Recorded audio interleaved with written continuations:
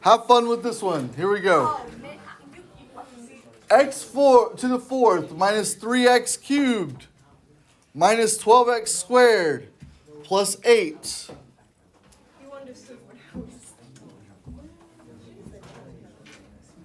Go ahead and try this one out and we'll come back to it. Now, remember, this is going to be possible positive solutions, not for sure positive solutions, right? So it's possible. Doesn't mean it's going to be right, but the odds are you're going to find at least one or two and be able to break it down. Obviously, when we're teaching it, we're not going to leave you stranded and go through all 8 of these to get nothing. That would be pointless. So, only for you. Oh, thank you. No problem. So what you're going to do in this scenario is if I test this out, I got lucky when I tested mine, mostly because I knew it already, but when I test it, it doesn't matter. I typically start with my ones anyways, whether it be positive or negative. Sometimes I change back and forth. But first of all, I see that there's going to be 2 possible positives and 2 possible negatives, right? So when I take this, it's going to be plus or minus 8 divided by plus or minus 1. So that leaves me with plus or minus 1, plus or minus 2, plus or minus 4, plus or minus 8. So when I work through this, now what I'm going to see is that I've got, when I work through negative 1, that it becomes a factor. So negative 1 is a solution. Then I ran with negative 2. So I found those, and now I've gotten to a point where I can say, okay, I've got x squared minus 6x plus 4. So what I did is I completed my square at that point,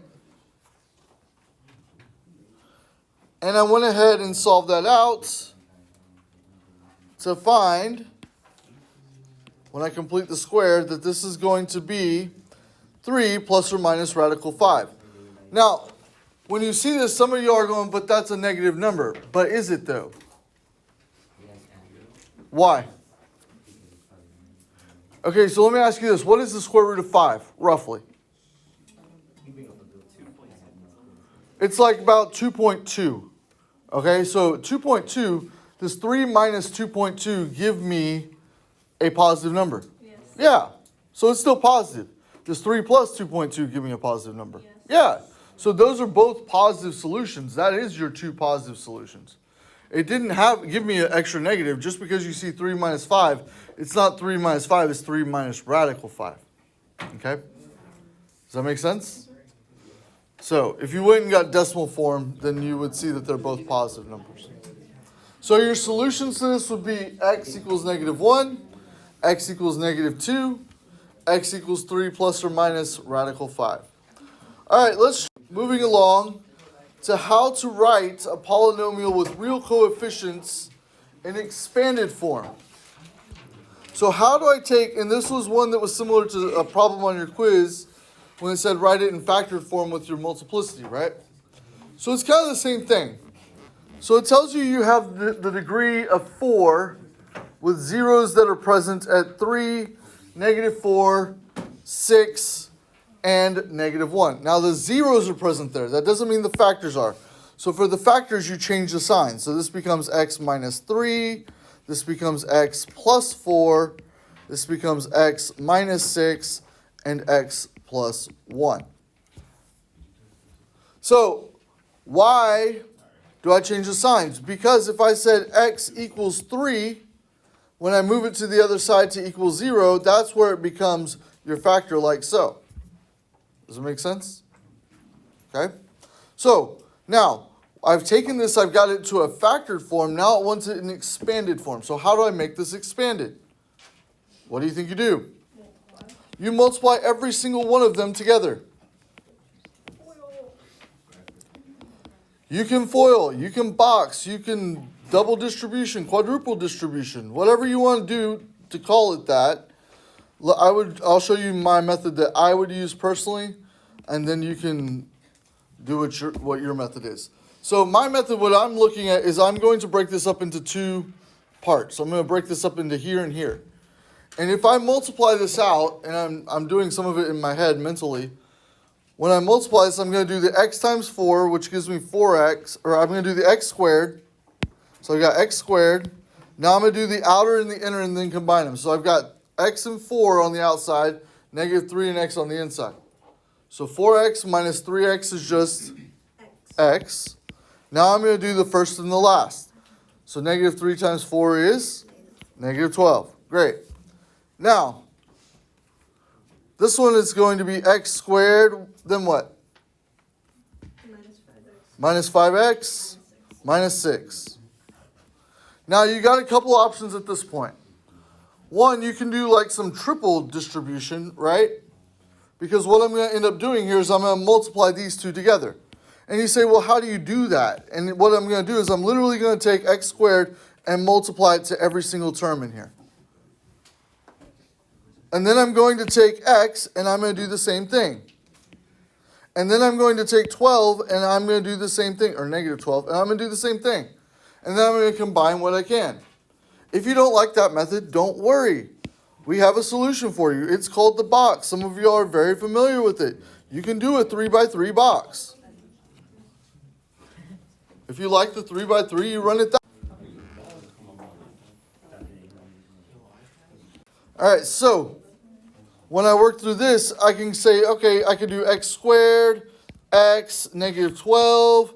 I can do x squared, negative 5x, minus 6, right? Then how does this work? It's just a Punnett square. I say, okay, well, what's on top and what's on the side, and I multiply them together. So going into this box is x squared times x squared, which is what? X to the 4th. The next box down becomes what? X to the third. X to the 3rd, then what? Negative x squared. Not negative x squared, but negative 12 x squared. You're good.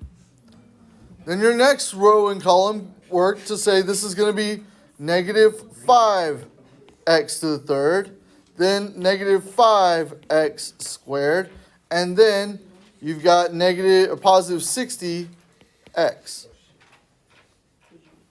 Then I've got negative 6x squared. Then I've got negative 6x, and I've got positive 72.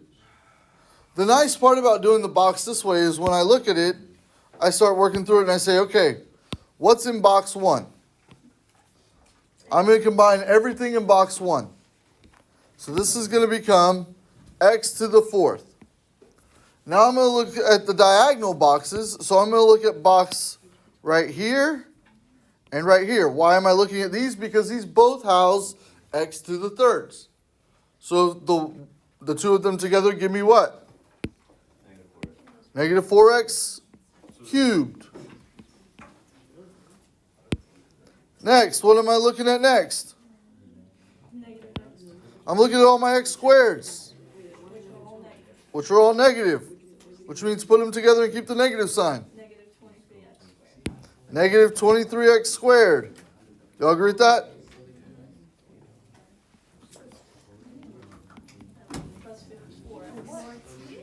Now I've got the next part I'm going to look at, which is going to be right here and right here, which is 54x. Positive or negative? Good. And your last one? 72 positive.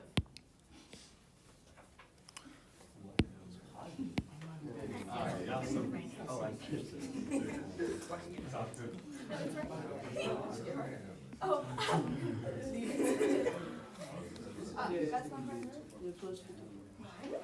Okay, so there is your solution.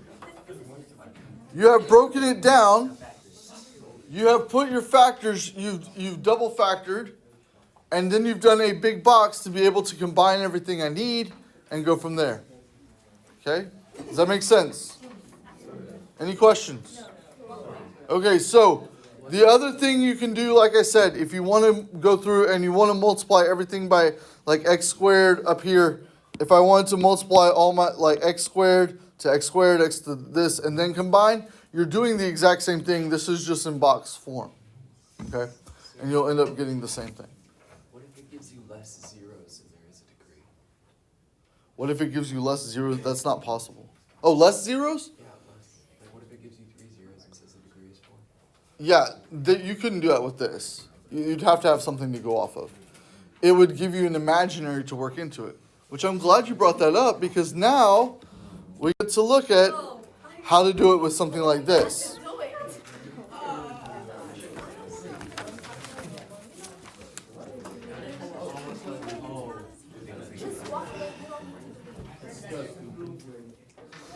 So it's to the 4th degree, right?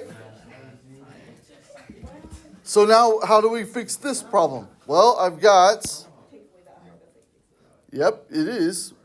That's part of it. So my factors are what? X plus 5, X minus 3, and now I've got this X equals 2 plus or minus, or plus I, right? What is I? Square root of negative 1. So if I look at this now, I've got X minus 2, and now I've got the square root of negative I. Or negative 1 because it's I. What do you do now? You square both sides. This is so beautiful though, because what's going to happen is what? You're going to get x squared minus 4x plus 4 equals negative 1. What do you do now? Add the 1, right? So I've got x squared minus 4x plus 5. Guess what? You already have part of it.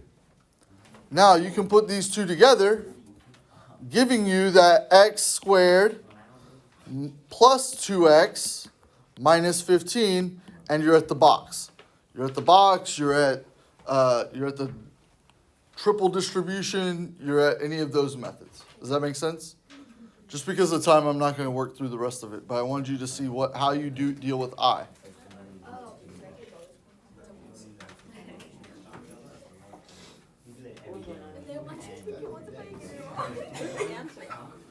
I'd have to work it out. I don't have it off the top of my head.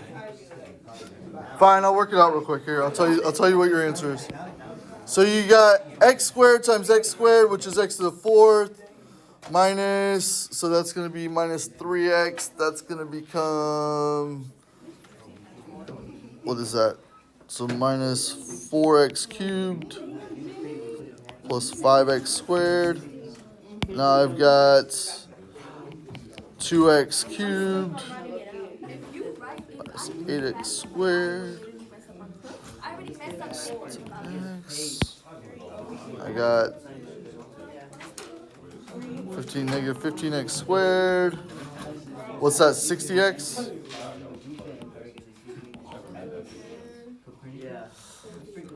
What is that, 75? Okay, so once I get to this point, I'm looking to see, okay, what's the same? I've got x to the 4th, right? So that's x to the 4th. Minus 2x to the 3rd. Minus 18x squared plus 70x minus 3. Hold on. Making sure. It's 10x. Minus 18x squared. Minus 18x squared. Plus 70x. Plus 70x minus 25. Or 75. There you go. Magic.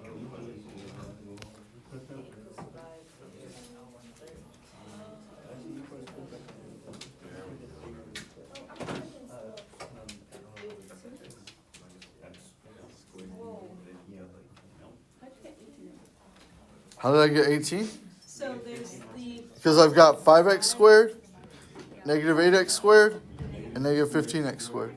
if you combine the 5 and 8, you get negative 3, negative 3 plus negative 15 is negative